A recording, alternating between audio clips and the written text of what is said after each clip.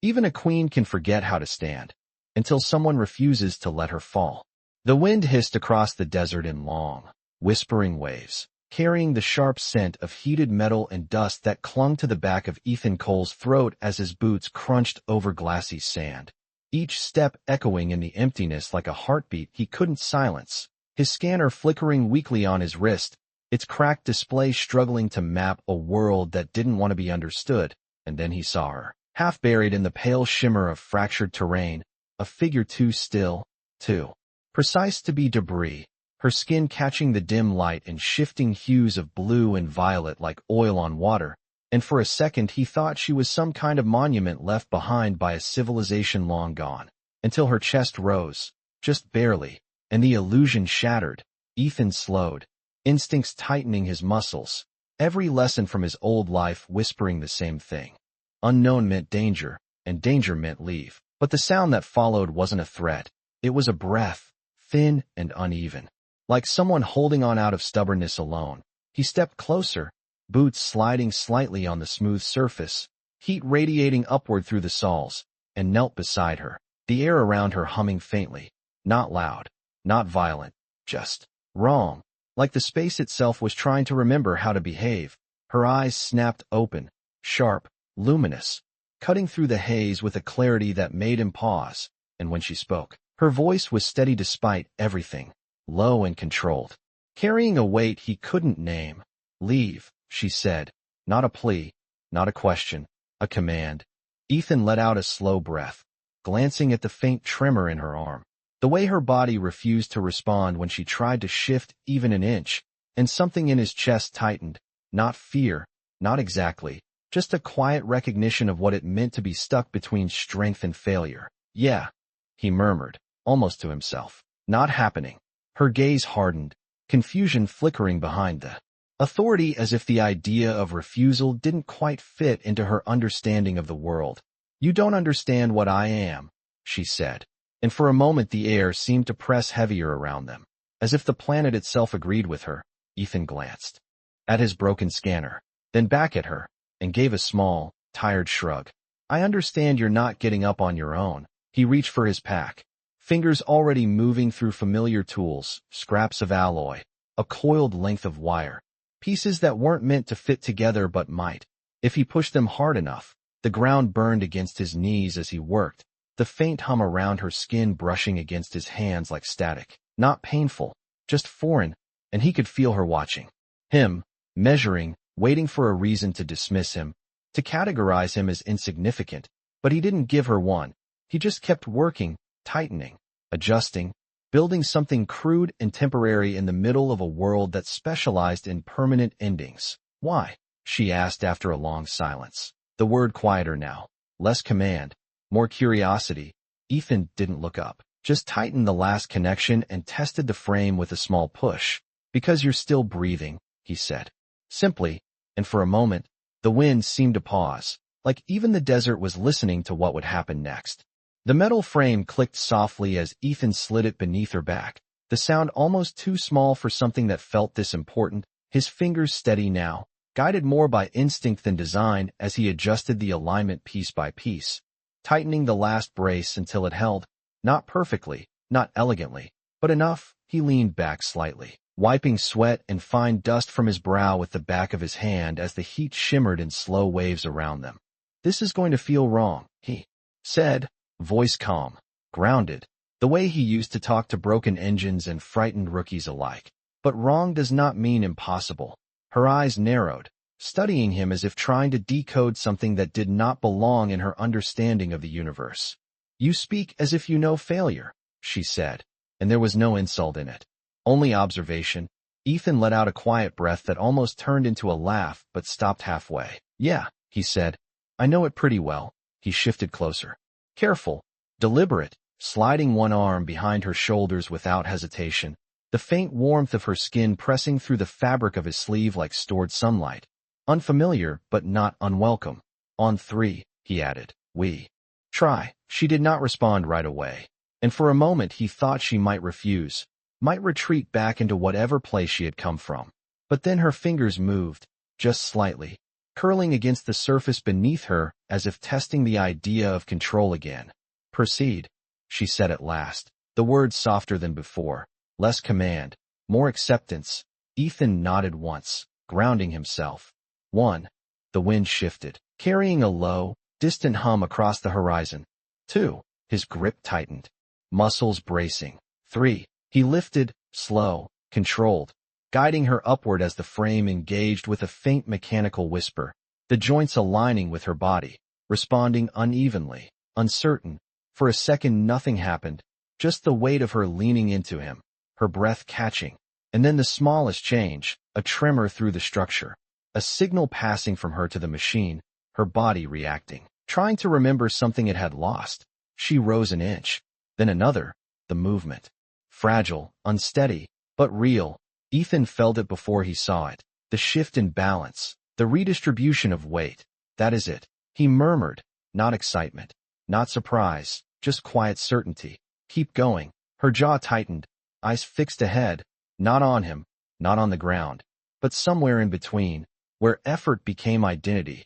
And for a brief moment, impossibly, she stood, not fully, not without strain, but upright, her height returning in fragments, her presence expanding to fill the space around them like it had always belonged there. And then the tremor came back stronger, the instability catching up, her frame faltering, the connection slipping, and she collapsed back toward him, not falling hard, but surrendering to gravity with a controlled, unwilling descent. Ethan absorbed the motion, lowering her carefully back onto the heated surface, his breath steady even as his arms burned from the effort. Silence followed, thick and heavy, broken only by the distant wind and the faint ticking of cooling metal. She stared at her own hands as if they no longer belonged to her, flexing them slowly, testing the memory of what had just happened. "I stood," she said, not to him, not really, but to the world itself. Ethan gave a small nod, adjusting the frame again, already thinking through what to change, what to reinforce. "Yeah," he said quietly. "You did." Her gaze shifted back to him then. Something different behind it now, not confusion, not dismissal, something closer to focus, to recognition, as if she had just discovered a variable she had never accounted for. "Again," she said, and this time it was not a command, it was a decision. The second attempt did not begin with movement. It began with silence, the kind that settled into the bones and made every small sound feel deliberate. Ethan adjusted the frame with slower hands this time, tightening each connection as if precision alone could convince the machine to cooperate. The metal was already warm from the heat, humming faintly as it synced imperfectly with her body, and he could feel her watching him again, not with suspicion now, but with something sharper, something measuring. "You are changing your design," she said, her voice steady, controlled, as if even this observation needed to remain dignified. Ethan gave a small nod without looking up. "Yeah, first version was guesswork," he said, pressing a panel into place until it clicked. "This one is listening a little better." He tapped the side lightly, more habit than necessity, then leaned back on his heels, studying the alignment, the angles, the way the structure matched her posture just a fraction closer than before. "It is inefficient," she said after a moment, and there was no arrogance in it, only fact. Ethan exhaled through his nose, a faint smile ghosting across his face. "It is," he agreed. "But it works." He met her eyes then, holding the gaze without challenge, without submission, just presence. "And right now, that is enough." Something shifted in her expression, subtle, almost imperceptible, like a system recalibrating around new data. She moved her hand again, more deliberate. This time, placing it against the ground as if testing not strength, but trust. "Again," she said, and the word carried weight now, not authority, not desperation, but intent. Ethan stepped closer, sliding his arm behind her shoulders once more, the contact easier this time, less foreign, more understood. "All right," he said quietly. "We go slow." He positioned his stance, boots digging slightly into the glassy sand for stability. "You lead.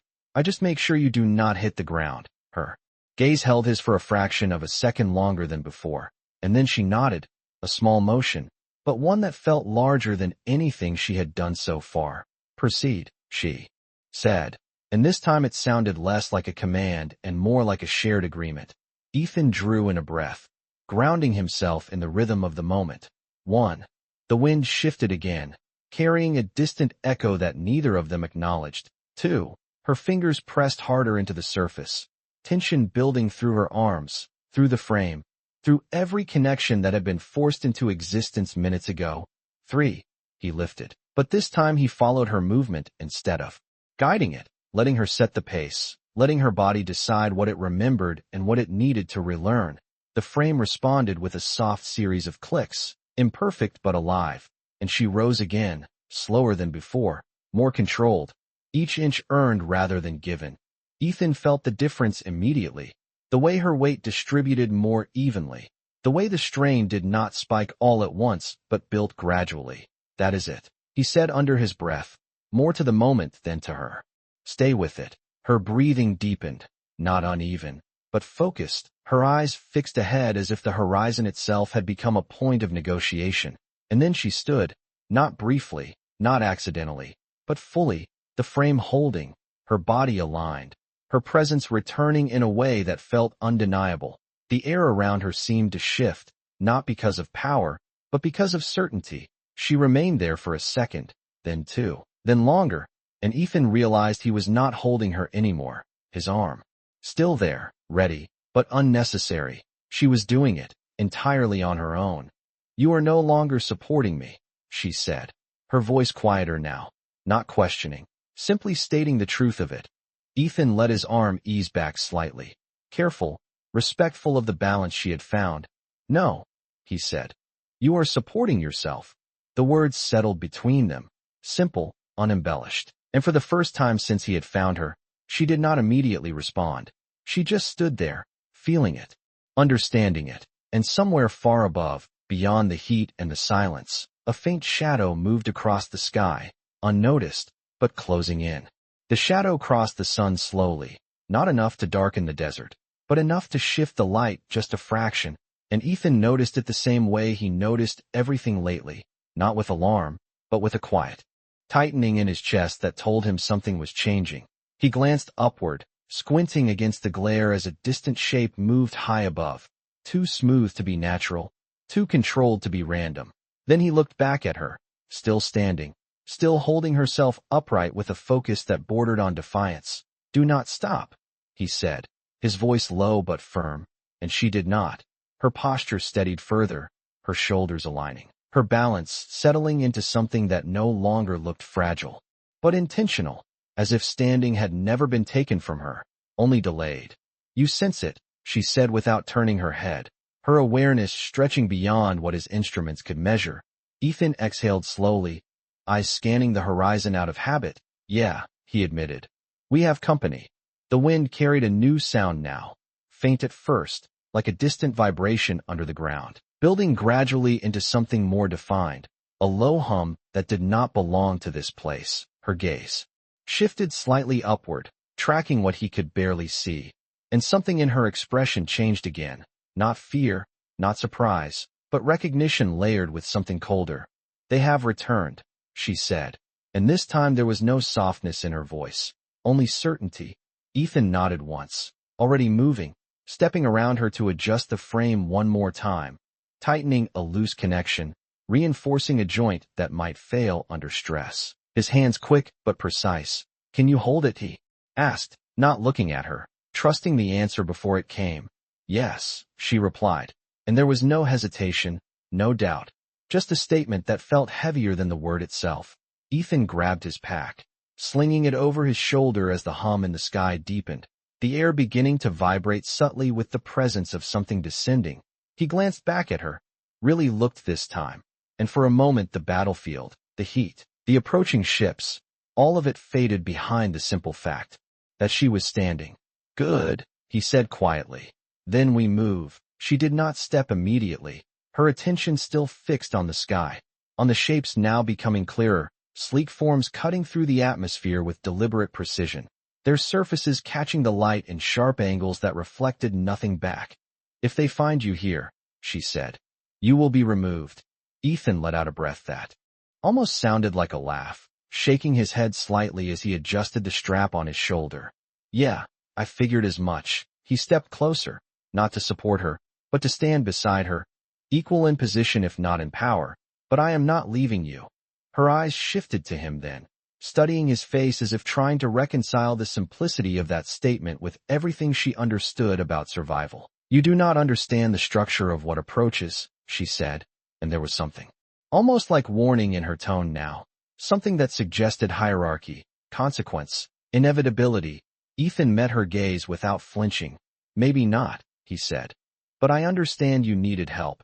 The words landed between them, steady, unchanging, and for a brief moment the hum in the sky seemed distant again, like the world itself had paused to hear the exchange. She held his gaze longer this time, the silence stretching, deepening, and then something in her posture shifted, not physically, but internally, as if a line had been crossed that could not be uncrossed. She turned back toward the horizon, where the ships now hovered just beyond the edge of visibility, and took her first step forward on her own, the frame responding, holding, supporting without controlling, her movement smooth, deliberate, undeniable. Then you will remain, she said, her voice calm, absolute, and for the first time, it did not sound like a command given out of authority, but a choice made with intention. The air shifted before the ships fully arrived, a pressure more than a sound, like the sky itself was lowering inch by inch, and Ethan felt it in his chest before he saw it clearly. The horizon bending under the presence of something vast and controlled, the hum deepening into a steady resonance that vibrated through the ground and into the metal frame supporting her. But she did not falter, not this time, her steps slow but deliberate, each one placed with precision as if she was relearning gravity and choosing to accept it on her own terms. Ethan matched her pace without thinking, not leading, not following, just there, the heat of the desert rising around them in shimmering waves as the first of the ships descended into view, their surfaces smooth and reflective in a way that seemed to reject the light rather than carry it, forming a silent line across the sky. And for a moment, everything else faded. No wind, no distant echoes, just the quiet weight of arrival. They are waiting, she said, her voice even, but carrying something deeper beneath it, something that sounded less like anticipation and more like inevitability. Ethan glanced at her, then back at the ships, his jaw tightening slightly as he adjusted the strap on his shoulder again. A small human gesture against something far larger. Yeah, he said. Looks like it. The ground trembled faintly as one of the vessels lowered closer, not touching, just hovering with a precision that made the distance feel intentional, measured, and then the sound changed, the hum splitting into layered tones that almost resembled voices without words, a communication that bypassed the air entirely. And she stopped, not because she had to, but because she chose to, her posture straightening further, her presence expanding in a way that made the space around her feel occupied. Claimed, Ethan stopped beside her, not reaching out this time, not adjusting anything, just standing, his breathing steady despite the pressure building around them. You should step back, she said without looking at him, and there was no command in it, only a statement of what would normally be expected. Ethan let out a slow breath, eyes fixed forward.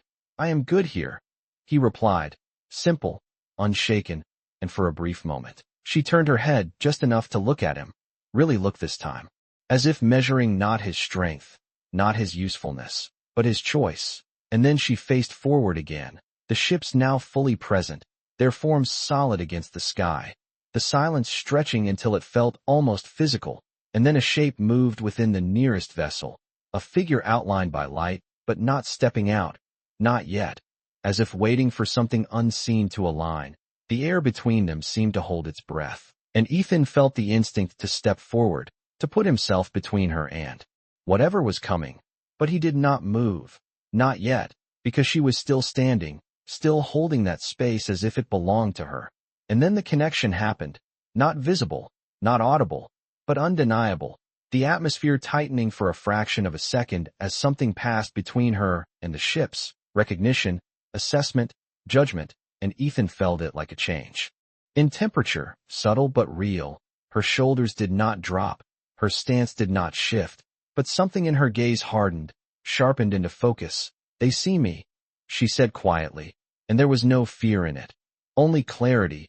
Ethan nodded once, his voice low, grounded. Good, he said. Then they can see you standing.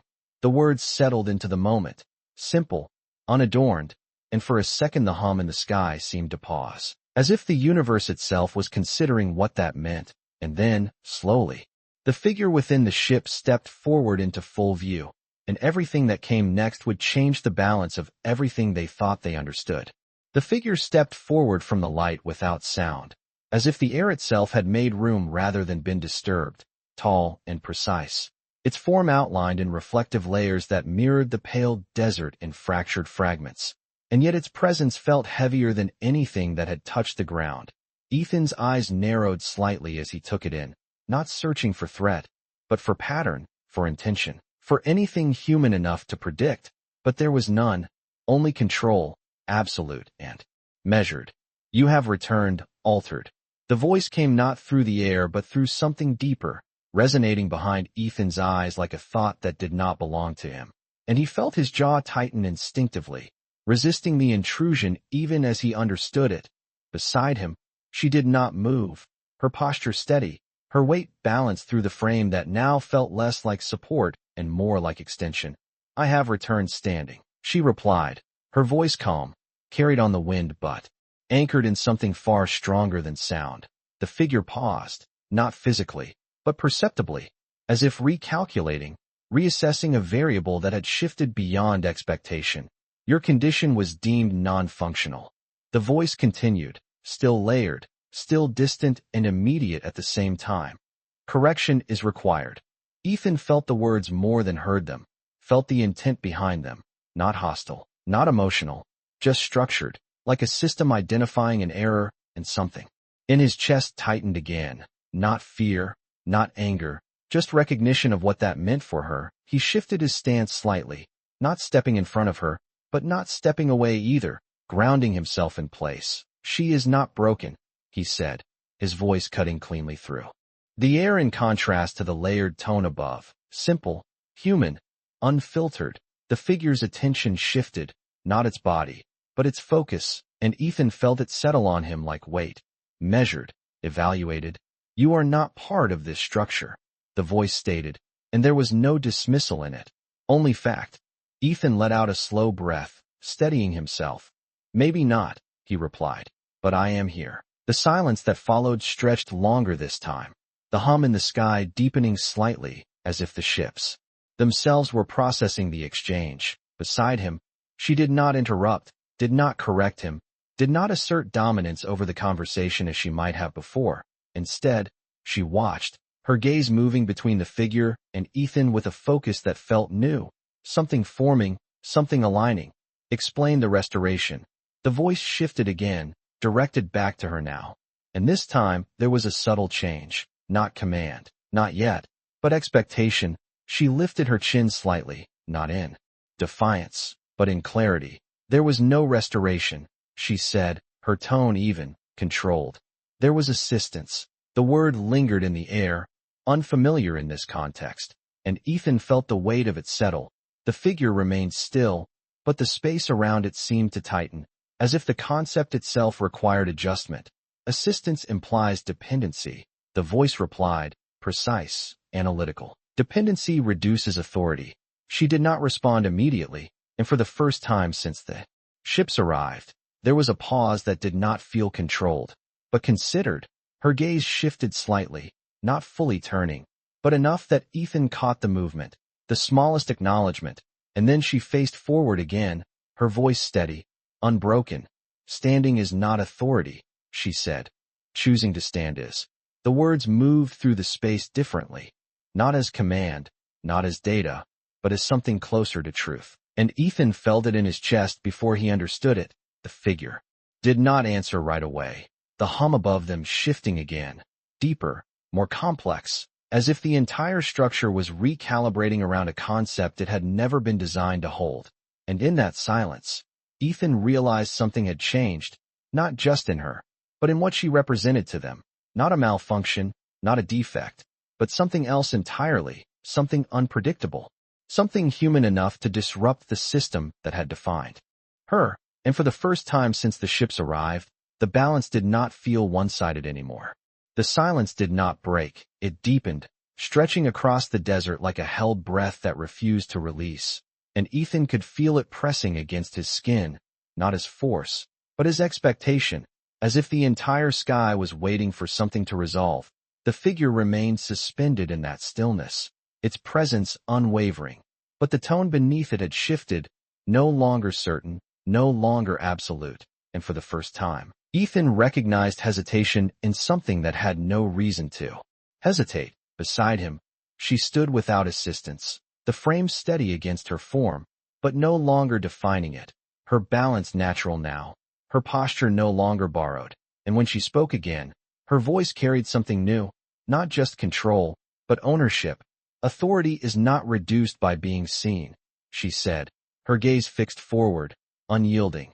It is defined by what is chosen when it is. The words moved through the air with a weight that felt unfamiliar to the structure above them.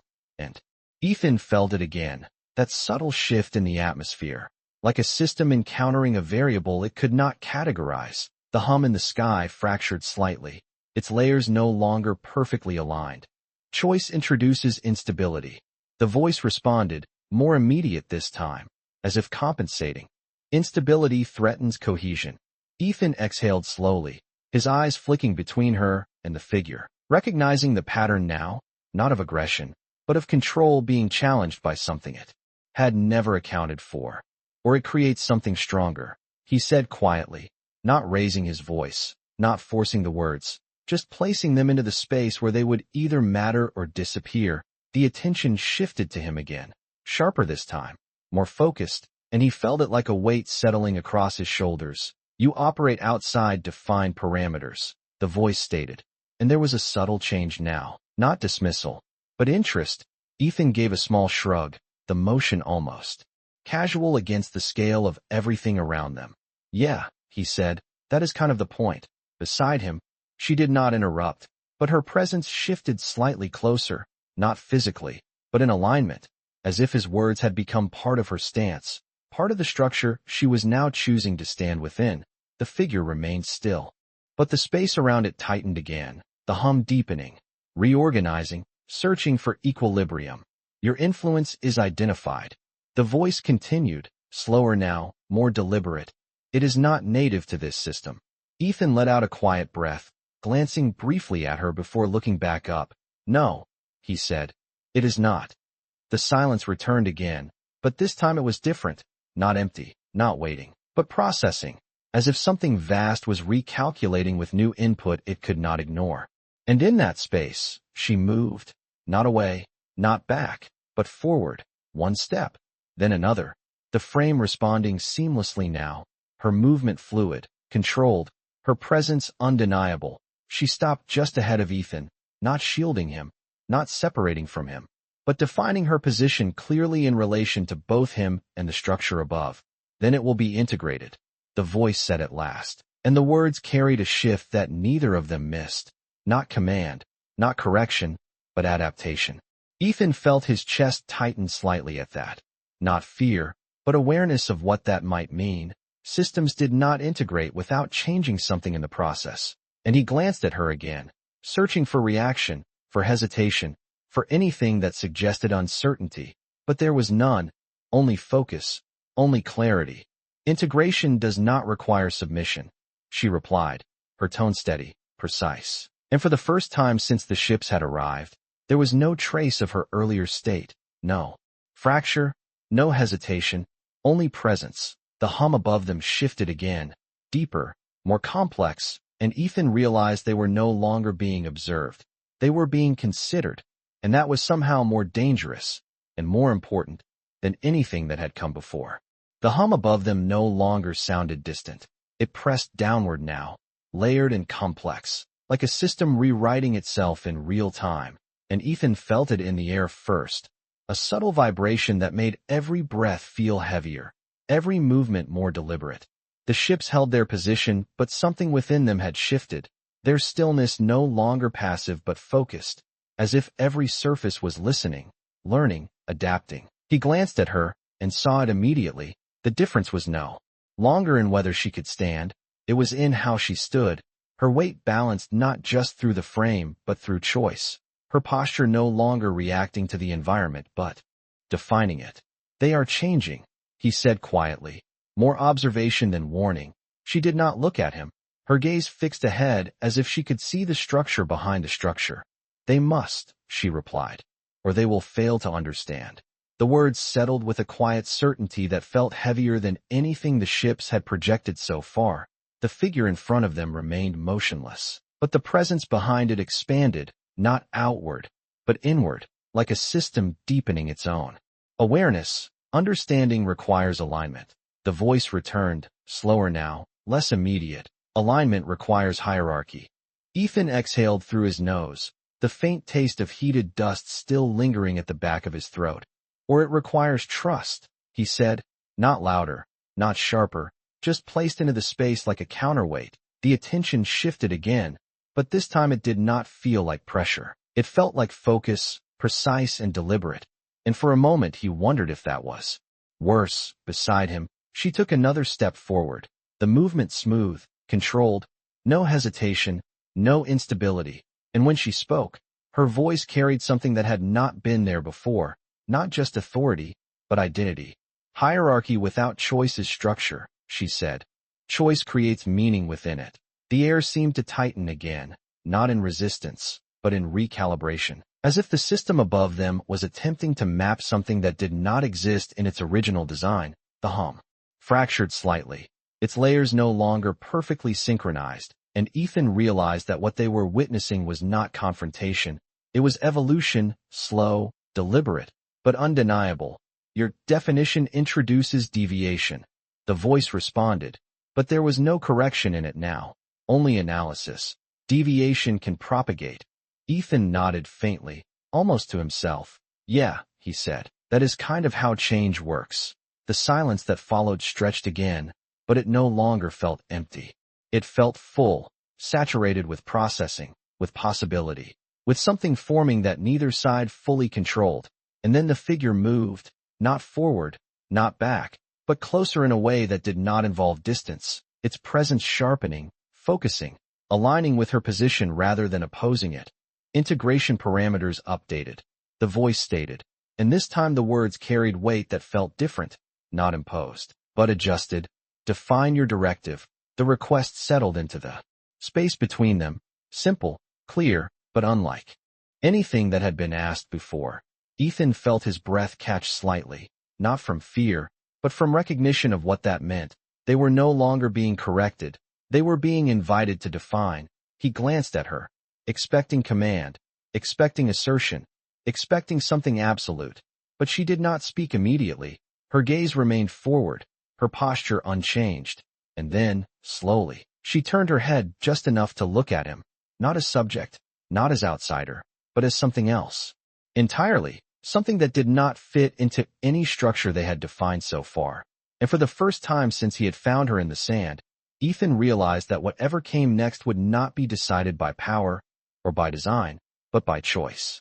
The moment stretched longer than anything that had come before, not because nothing was happening, but because everything was, all at once, beneath the surface, within the hum, within the stillness, within the space between them, and Ethan felt it settle into his chest like a second heartbeat, slower, heavier, demanding awareness rather than reaction. Her gaze remained on him, steady, unhurried, not searching for permission, not seeking confirmation, but including him in something that had previously never required inclusion, and that alone shifted everything. The air seemed to narrow around that single exchange, as if the vast presence above had focused down to this one point of decision. Define your directive.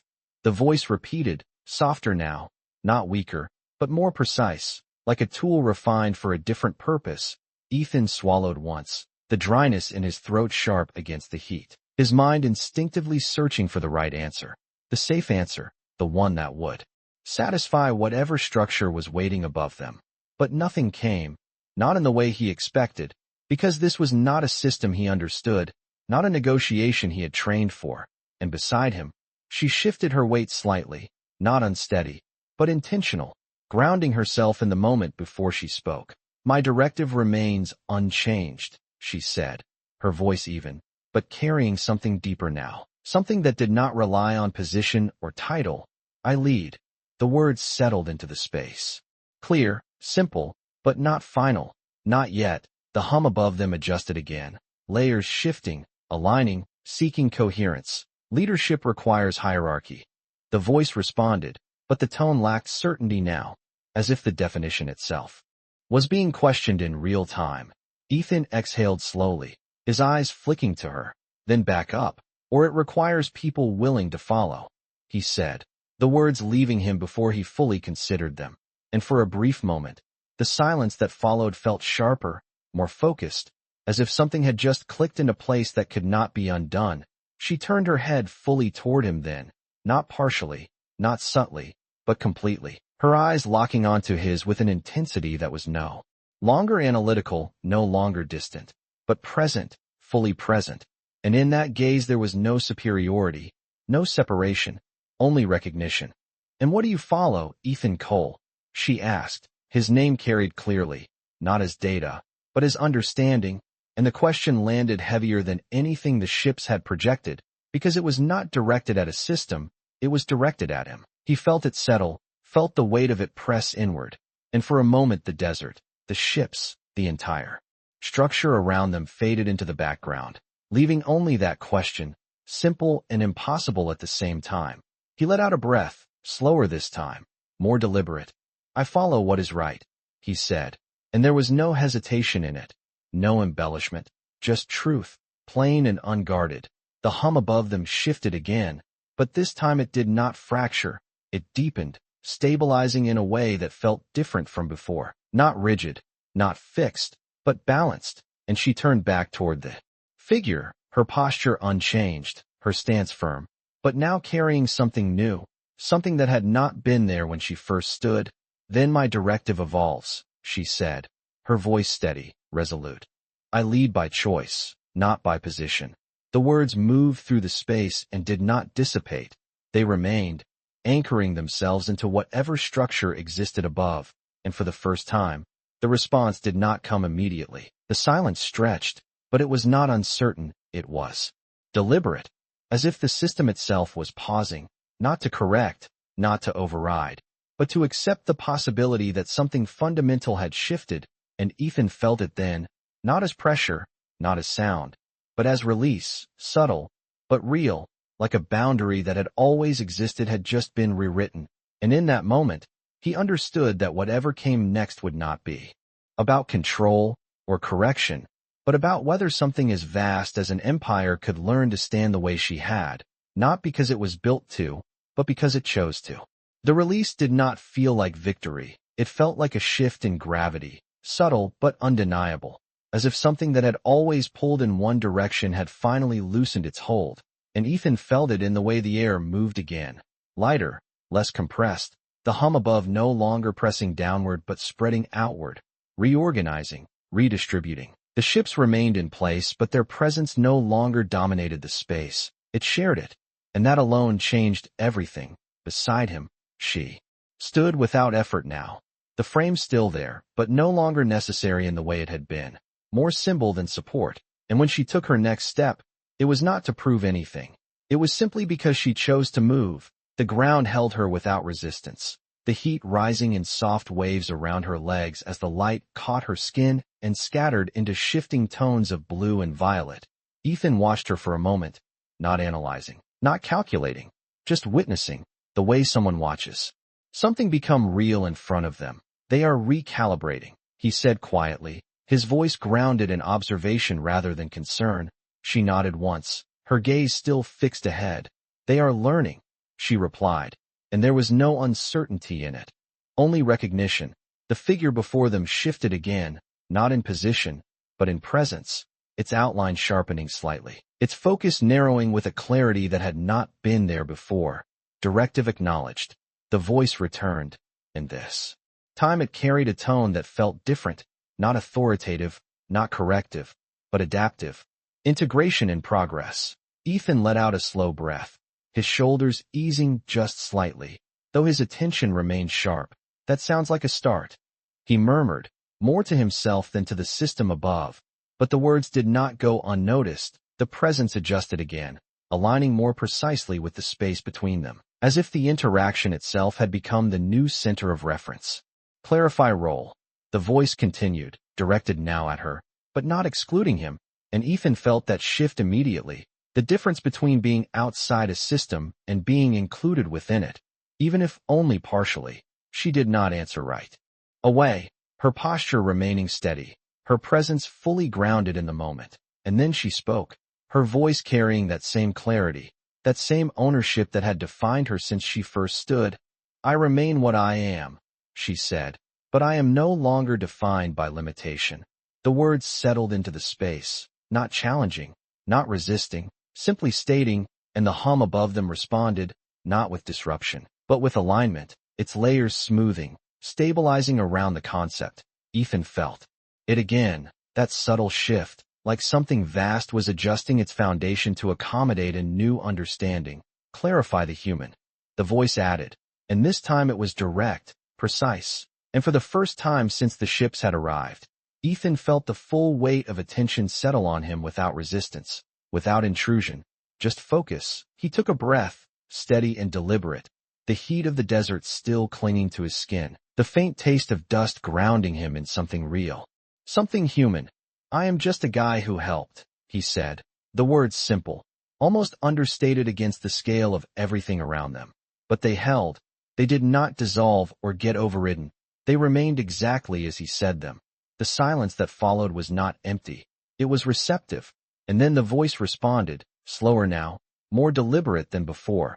Assistance identified as catalyst. The words carried weight, not as judgment, but as recognition, and Ethan felt something shift in his chest at that. Not pride, not satisfaction, just understanding. Beside him, she turned her head slightly, just enough to look at him again, and there was something in her gaze now that had not been there before, not authority, not distance, but something closer to acknowledgement, something earned. Then the structure evolves, she said quietly, her voice steady, and for the first time, it did not feel like she was speaking to the system above. It felt like she was speaking within it, as part of it. And Ethan realized then that this was not the end of anything. It was the beginning of something far larger, something that had started with a single choice in the sand, and had grown into something even an empire could not ignore. The air settled into a new rhythm, not quiet, but balanced, as if the desert itself had adjusted to the presence above rather than resisting it. And Ethan felt it in the way his breath came easier, the pressure no longer pressing down but surrounding. Like something vast had stepped back just enough to observe without control. The ships held their positions in the sky, but their alignment had shifted subtly, no longer forming a barrier, but a formation that suggested awareness, coordination, even restraint, and that alone told him more than any words could. Beside him, she remained still, not because she needed to be, but because she chose to hold that moment, to let the change settle, her posture steady, her balance effortless now, the frame at her side catching the light like a reminder of where she had been, but no longer defining where she was. Catalyst acknowledged, the voice said again, but this time it carried depth, as if the concept itself had expanded beyond its original meaning. Ethan tilted his head slightly, the faintest hint of a smile touching the corner of his mouth. Took you long enough, he murmured, under his breath, not mocking, not challenging, just human. The presence above did not react in the way he expected. There was no correction, no assertion, only a subtle shift, like the system had learned to let certain variables exist without immediate resolution.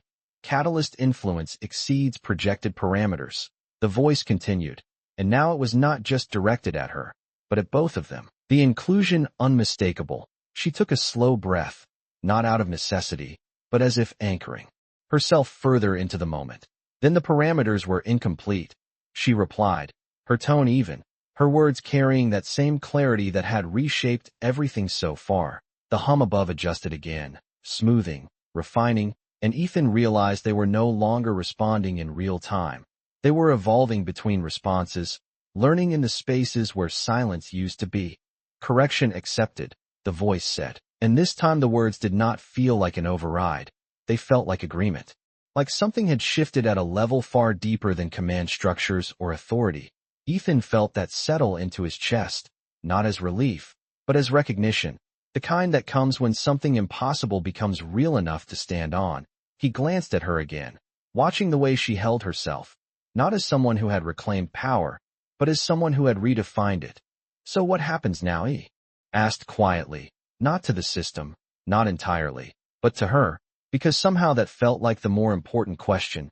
She turned her head toward him, her gaze steady, but softer now, not in weakness, but in awareness. "Now," she said, "we decide what this becomes." The words were simple, but they carried weight that extended far beyond the two of them, into the sky, into the structure that had begun to change because of them. The figure before them shifted again, its presence no longer rigid, no longer absolute, but adaptive, responsive, directive expansion authorized. The voice said, and for the first time, it sounded less like a command and more like an invitation. Ethan let out a slow breath, the heat of the desert still wrapping around him, grounding him in something familiar even as everything else shifted.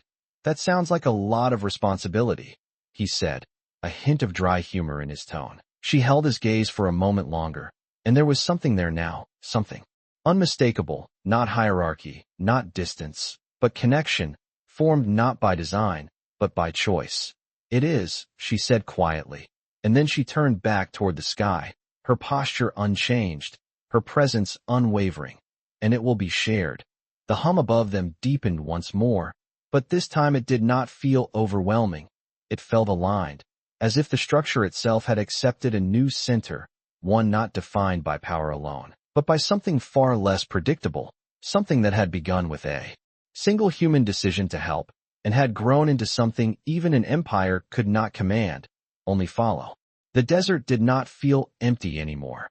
It felt inhabited, not by bodies or structures, but by awareness, something vast that had learned to listen instead of command, and Ethan stood in it with a strange kind of stillness, the heat no longer oppressive, the air no longer pressing, just present, like the moment itself had decided to stay. Above them the ships held formation, but not as a wall, not as a threat, more like a horizon that had chosen to remain open, and the hum that filled the sky now carried variation, subtle changes in tone that felt less like control and more like communication finding its own rhythm. Beside him, she moved again, not toward the ships, not away, but forward into the space between, claiming it without force, her steps steady, natural, the frame at her side catching the light but no longer needed, a relic of a moment that had already passed. And when she stopped, she did not look up immediately. She looked outward, across the desert, across the horizon, as if recognizing that what had changed was not just above them, but everywhere. "Shared structure requires shared intent," the voice said, and this time it did not come from a single point. It came from all of them, layered, harmonized, no longer separate, but unified. Ethan felt it differently now, not as intrusion, but as presence, like standing near a conversation rather than being pulled into one. He shifted his weight slightly, boots pressing into the warm ground, grounding himself in something simple, something real. "Intent is not something you assign," he said, his voice steady, unforced. "It is something you choose." The words settled, not as resistance, but as addition, and the hum above adjusted, not rejecting, not overriding, but incorporating. She turned her head slightly, just enough to acknowledge him, and there was something in that glance now that had not existed before, not just recognition, but alignment. "Then choice must be protected," she said, her voice carrying clearly, not elevated, not commanding, but undeniable. The air seemed to shift again, but not with pressure, with expansion, as if the concept itself required space to exist. "Protection implies threat." The voice responded, but the tone had changed. It no longer carried certainty, only inquiry. Ethan let out a slow breath, the faintest hint of a smile crossing his face. "Yeah," he said, "that is kind of how it works." The silence that followed was not empty. It was full, filled with consideration, with recalculation, with something that felt less like a system and more like understanding beginning to form. And then the presence above them shifted once more, not inward, not downward, but outward, the formation of the ships loosening slightly, their alignment no longer rigid, no longer fixed, but adaptive, responsive, as if they were no longer holding position, but choosing it, threat parameters undefined. The voice said, slower now, more deliberate, define protection.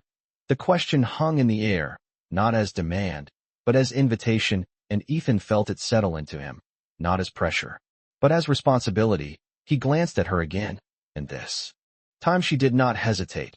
She did not look to him for confirmation, but she did not exclude him either. Protection is not control, she said, her voice steady, grounded in something deeper than authority. It is the space where choice can exist without being taken. The words moved through the air and did not dissipate.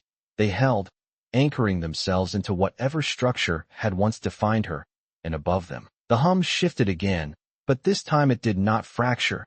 It stabilized, aligning around the concept as if it had always been meant to be there. Ethan felt it then, not as a change in the environment, but as a change in direction, subtle, but unmistakable, like something vast had turned, not away, but forward, into something new. And in that moment, he realized that what they had started was no longer fragile, no longer uncertain. It had become something that could stand on its own, just like she had, not because it was built to, but because it had learned how. The desert held the silence like it had always belonged there. But now it felt different, not empty, not waiting, just complete, and Ethan stood in it with the kind of stillness that came after something had shifted too deeply to measure, the heat still rising in soft waves around his boots, the faint scent of metal and dust grounding him in a place that had witnessed something it would never understand. Above them the ships no longer hovered like a presence, they existed like a horizon, distant but aware, their formation no longer rigid but fluid, adapting with a quiet purpose that no longer needed to announce itself. And the hum that had once pressed into everything had softened into something almost like breath, steady, expansive, alive. Beside him, she took one final step forward, not because she needed to, not because anything required it, but because she chose to occupy that space fully, her posture unwavering, her balance effortless, her presence no longer defined by recovery, but by intention. And for a moment she did not speak. She simply stood there, looking out across the endless stretch of sand, as if seeing something beyond it, something only she could define now. Ethan watched her without saying anything, his hands resting loosely at his sides, his shoulders no longer carrying the tension they had held since he first saw her in the ground. And in that quiet, he realized something simple, something undeniable. He had not saved her. Not really. He had only stayed long enough for her to remember how to stand, and that made all the difference. The voice returned then, but it was no longer separate, no longer distant.